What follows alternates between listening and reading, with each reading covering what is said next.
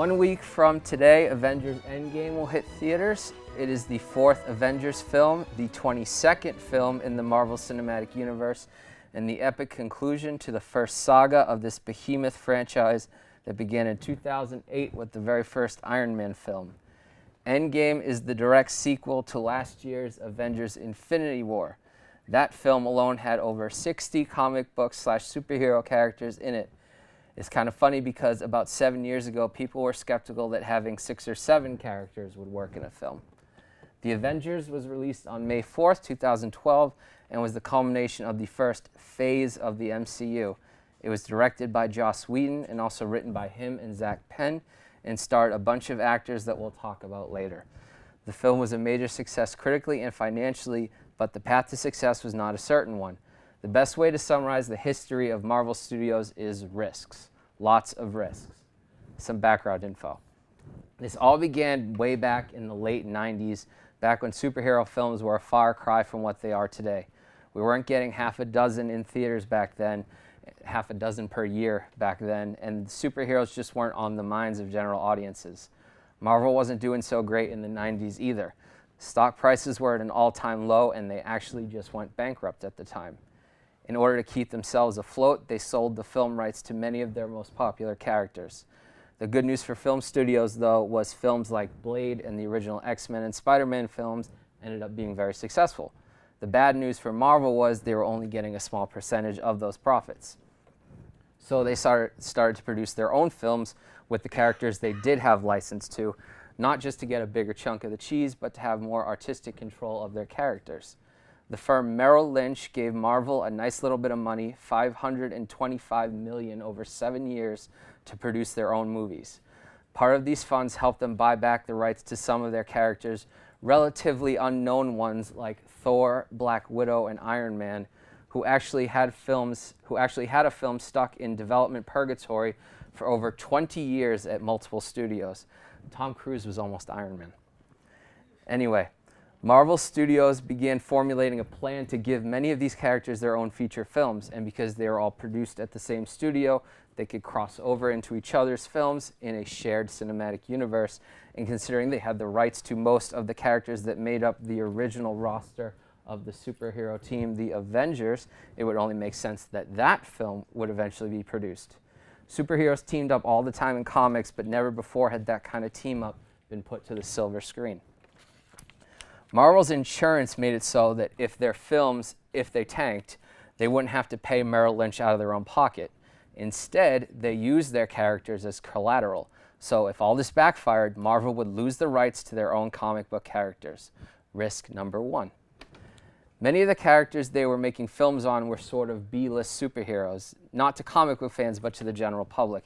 And some speculated that these characters would not resonate with movie-going audiences, so that's like risk number 0. The cast of the Avengers would be made up of a multitude of different actors from preceding films in the MCU. Robert Downey Jr. returns as Tony Stark, Iron Man. The first Iron Man film contained risks number 3 through, I'm going to stop counting the risks they took. They took a lot of risks. However, in addition to Iron Man not being a super popular character, many had doubts that Downey was an appropriate casting choice due to his age and history of drug abuse. He was not the clean-cut A-list actor he is today.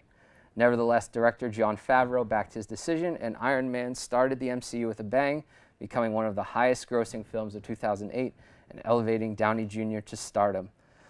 Our friend from Massachusetts, Chris Evans, returns as Steve Rogers, Captain America, the first, last, and greatest Avenger. He initially was hesitant to take on the role. He actually turned it down a few times due to the daunting multi-film commitment and personal issues with social anxiety. After some time and consideration, he signed on, and the world that we are in is much better because of it. Returning from Thor are Chris Hemsworth as Thor and Tom Hiddleston as his brother Loki, who were relative unknowns before Marvel. It was decided that in their first team-up film, the Avengers would fight Loki, the god of mischief, just like in the comics. And that probably made the film stronger, not only having pre-established protagonists, but a pre-established protagonist and a pre-established antagonist. Dr. Bruce Banner, a.k.a. the Hulk, where is he? There he is, down there, would be in the movie, But Edward Norton from 2008's The Incredible Hulk chose not to return due to creative differences he had on the production with that film, so his friend Mark Ruffalo would fill his shoes. At Comic-Con in 2011, when Downey Jr. was announcing his castmates for the Avengers, he made the joke, "And returning to his role as the Hulk, please welcome Mark Ruffalo," which caused like a bunch of joy and confusion in the audience. But 8 years later, Mark Ruffalo is the definite Hulk, and in the grand scheme of things, The Incredible Hulk is pretty inconsequential. You can skip it for your big Endgame rewatch binge. And again, Ruffalo and Norton are real-life friends, so it's just kind of like a nice little thing. Scarlett Johansson returns as super spy Natasha Romanoff, aka the Black Widow, after debuting in Iron Man 2. She hasn't had her own film yet, but it's supposedly just a year or so away. Samuel L. Jackson returns as Nick Fury, the director of S.H.I.E.L.D. He's the connective thread throughout these first batch of films, appearing in credit scenes, recruiting characters, tying it all together. And Jeremy Renner plays Clint Barton, Hawkeye, who first made a cameo in the film Thor. Like Johansson and Jackson, his character hasn't had his own film yet and has been a key supporting role across other films, but he's getting his own TV series on Disney's new streaming service. Joss Whedon was hired to direct the film and rewrite the screenplay. Whedon didn't have much experience in film up until that point. He was known for 2 TV series, Buffy the Vampire Slayer and the cult classic Firefly. He did direct Serenity, which was a spin-off film to Firefly, but that was a box office bomb. He was kind of lucky to get the job. Whedon didn't like the original script by Zach Penn, tossed it out, and started from page 1. Filming primarily took place in Albuquerque, New Mexico, under the working title Group Hug, but some scenes were actually shot in New York. The NASA Plum Book Station in Ohio doubled as the SHIELD facility seen in the beginning of the film. Actual members of Ohio's 391st Military Police Battalion acted as extras during the Battle of New York to add a sense of realism. Mark Ruffalo motion captured his performance as the Hulk, the first actor playing the Hulk to do so, and the original Hulk, TV's Lou Ferrigno, provided the voice. Alan Silverstein composed the music for the film. He previously composed music for the first Captain America. The film was actually almost rated R because of one scene, but I won't get into that because it's kind of spoilers for those that haven't seen it. The Avengers proved to be a major critical and commercial success. Rotten Tomatoes gave it a 92% certified fresh. At the box office, it made over $1 billion worldwide and had one of the highest grossing opening days and opening weekends. In fact, the 5th highest opening weekend for a film and the highest opening weekend for a film released in the month of May. For a good amount of time, it was the 3rd highest grossing film of all time, behind Avatar and Titanic, but it's now the 6th because films like Jurassic World, Star Wars The Force Awakens, and its own sequel, Infinity War, have surpassed it. Sadly, it was nominated for only one Academy Award, Best Visual Effects, and sadly it did not win. The success of the Avengers proved Marvel was a force to be reckoned with. The franchise carried on as audiences showed they wanted to see more of these characters together and in their own films. The MCU soon expanded into television, first with Agents of S.H.I.E.L.D. on ABC, starring Clark Gregg's Agent Coulson. More series would follow on ABC, Netflix, Freeform, and soon to be Disney Plus. Start saving your money for that streaming service. Speaking of Disney, they purchased Marvel Studios in 2009, acquiring distribution rights for the films following the Avengers. The success Marvel had with their first batch of films and their merging with Disney meant they could get back the rights to many of the characters they lost years ago. Some of their most popular ones, like Spider-Man, are still not in their control.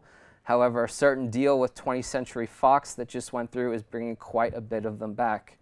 And of course, partnering with Disney means Marvel's presence in Disney parks across the globe, and you can meet all your favorite Avengers when you go to Disneyland in character meet and greets and rides. And Marvel started out in comics, so obviously there have been plenty of tie-in books and graphic novels published.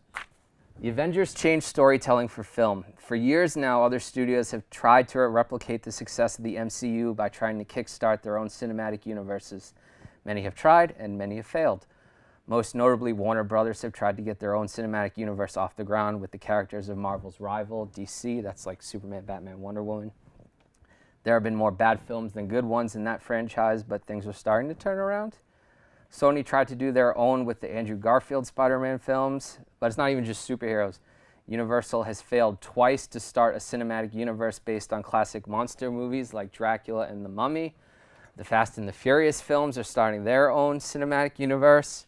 Did anybody see the King Arthur or Robin Hood films that came out like last year? Those both failed to start cinematic universes. The Lego movies are sort of a cinematic universe. The point is no one has come close to replicating the success of Marvel. And in some ways, it's a bit of poetic justice. They went from rags to riches when many considered them down and out.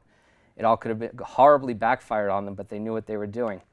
The head of the studio, Kevin Feige, got a start as a producer on some of the earliest superhero films from this century, and he saw what worked, and he saw what didn't. Many of their choices seem questionable, from the characters they chose, the actors they casted, and the filmmakers they hired. Regardless, every choice has come with some degree of success. Many writers and directors have proven themselves at the helm of Marvel films. These days, filmmaking tactics are met with less skepticism because they've earned the faith of the public. These B-list superheroes have become favorites of adults and children everywhere. Perhaps some fans are in this very room. This is an unprecedented cultural phenomenon, and next week, when the epic conclusion of this decade-long story hits theaters, you can bet it's going to rock the world. Actually, last week, and this is true, the manager of the AMC theaters in Burlington went before the Board of Selectmen to request they stay open later to offer more showings for Avengers Endgame. This film is going to be 3 hours long, no bathroom breaks. Ticket sales literally broke the internet a couple weeks ago. I say Avengers Endgame is a conclusion, but the Marvel Cinematic Universe will continue for who knows how many more years, maybe until we just get sick of superhero films. But it is the conclusion to this era of the Marvel Cinematic Universe. This will likely be the last film for many characters and actors, as their contracts have expired and many of them have expressed their desire to move on to other things. So, before you see this team assemble one last time, fighting a mad extraterrestrial titan against all odds, remember when Marvel first put them together on the big screen against all odds. This is the Avengers.